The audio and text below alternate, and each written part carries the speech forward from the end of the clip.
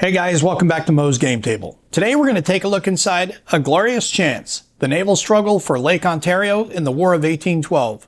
This is a game designed by Gina Willis and is published by Legion Wargames. Well, this is a game I've had my eye on for several years. I can't remember exactly how many, I'd say at least 5 or 6 since it was initially announced, and been really anticipating it because this is a solitaire game, and this actually fits into one of the eras I do like from that time period, which is the American Revolution and anything dealing with the early United States. I'm not a big Napoleonics fan, although I do like naval combat. So this is something that kind of fits both interests for me, the early American history as well as the naval warfare from that time period. And being solitaire, it makes it fantastic. Even better is that you're not taking either the British or the U.S. sides in the game only. You have both the British and U.S. solitaire games, similar to what's going on in RAF, where you have the Germans or the British. Here you can play the British or the United States. Fantastic idea here. So let's take a look at the back of the box and see what this game's all about. It's the critical summer of 1813 on Lake Ontario, and a naval arms race is heating up.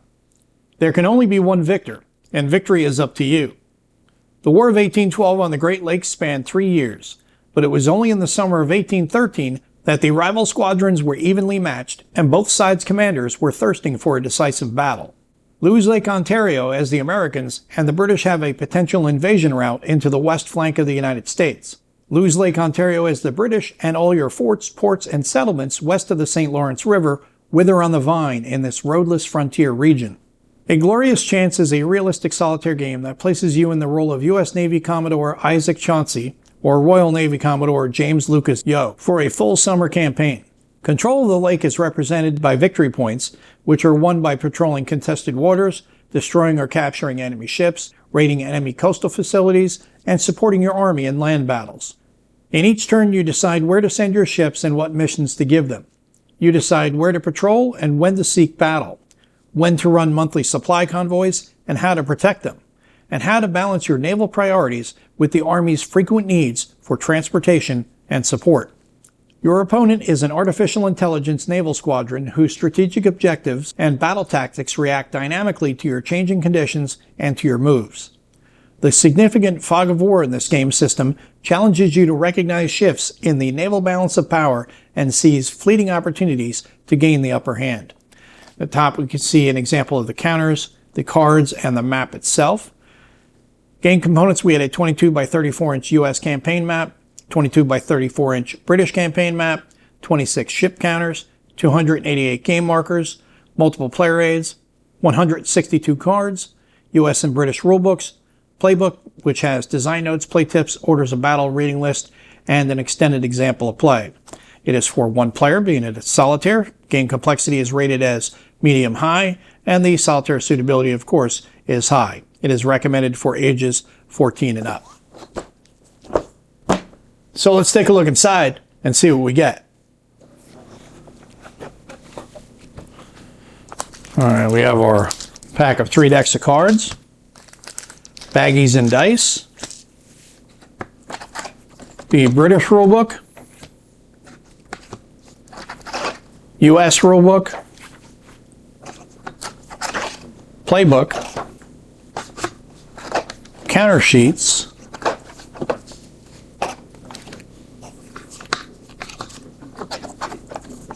player aid cards, kind of sticking together a little bit here.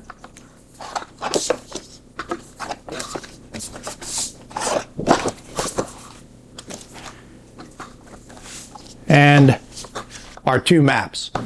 So let's set up the maps and take a closer look at the game. And we'll take a look at the maps that come with the game. First off is the American map, then we'll take a look at the British map.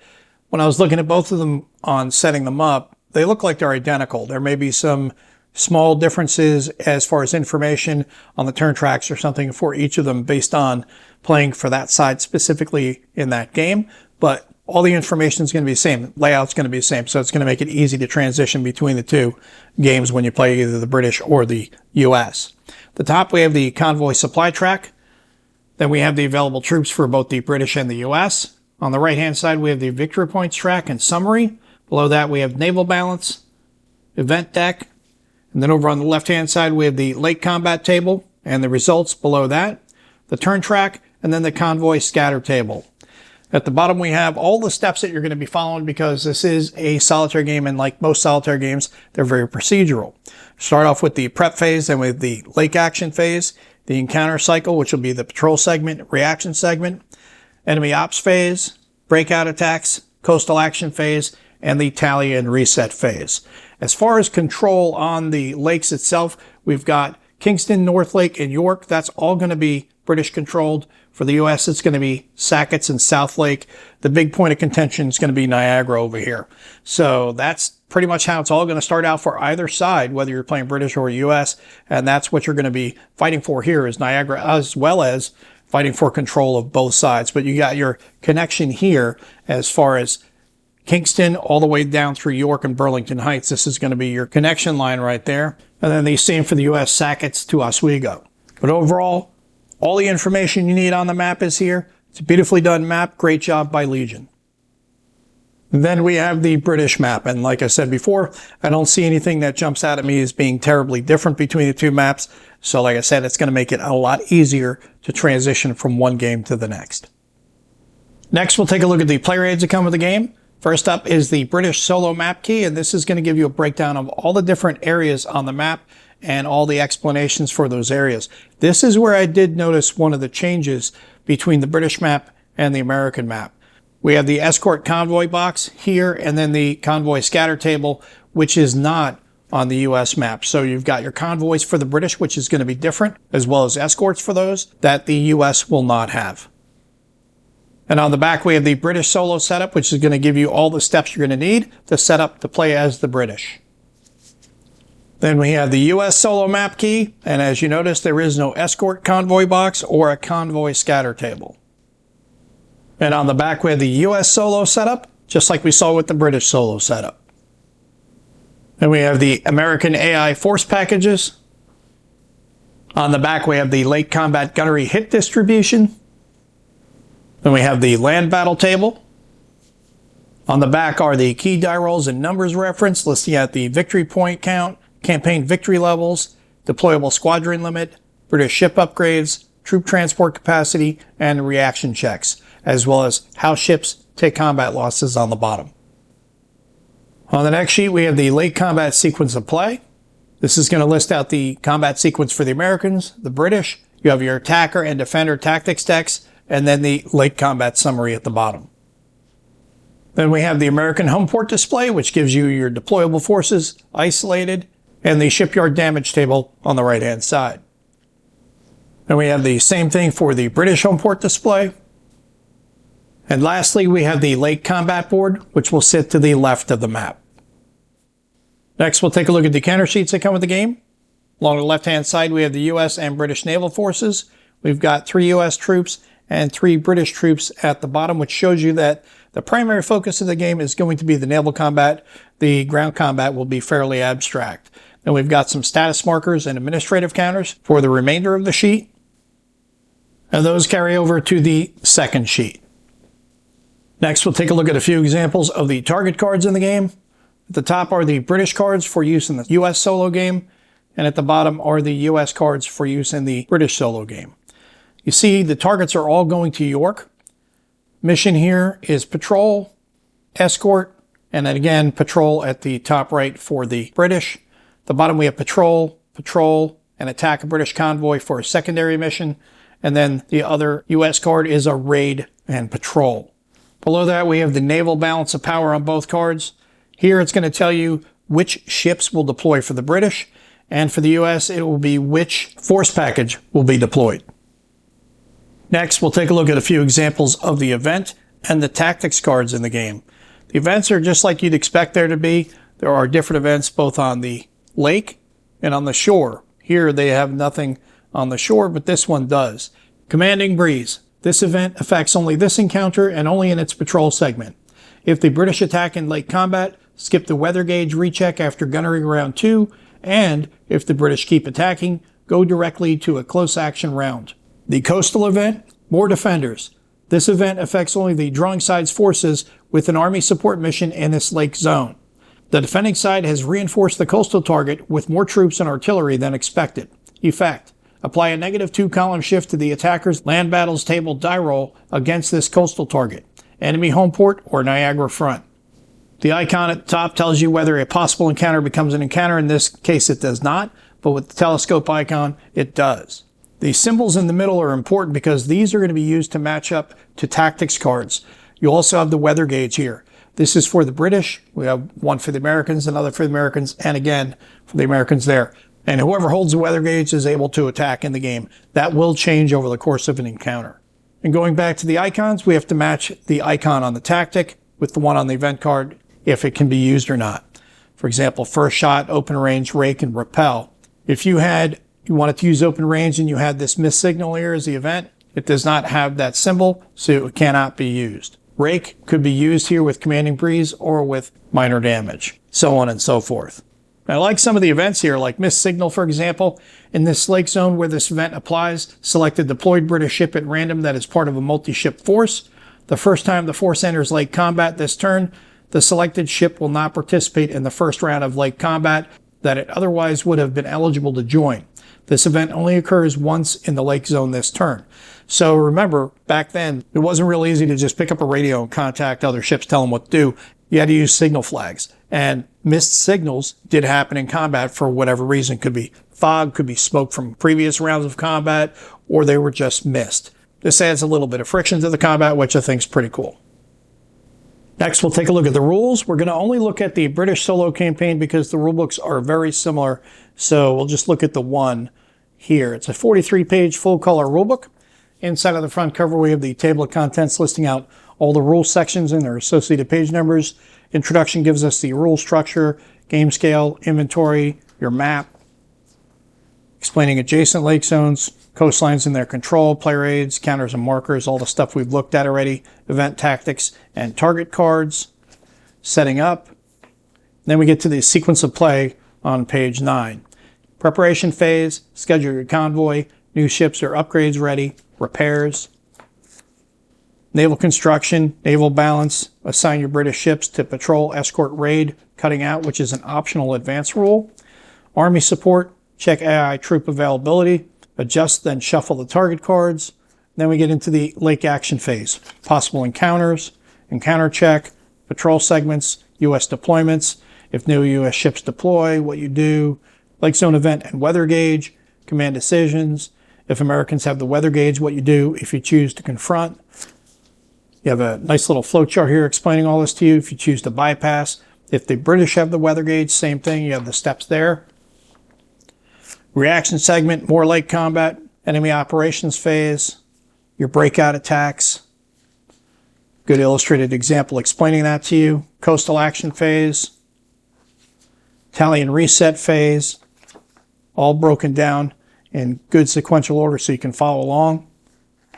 Offensive supply bonus, isolated ships, blockade against the British, deployable ships, last turn sudden death, deployable squadron limits, U.S. force packages, ship damage and repair, illustrated example of ship damage and repair, repair procedure, shipyard damage, British ship upgrades, naval construction, and then your missions. How missions work: patrol missions, escort missions, raid missions, army support missions, lake action phase, possible encounter, when there's only one British force in a highlighted lake zone, when there's more than one British force in a highlighted lake zone, encounter checks, your encounter cycle, command decision, lake combat, AI attack preconditions.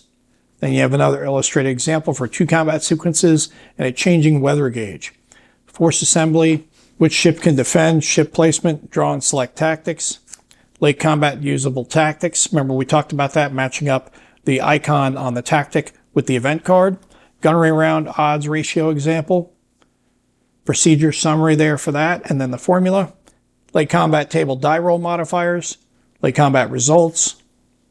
Leaders and flagships. Disengagement checks. Strike checks if you're going to strike your colors.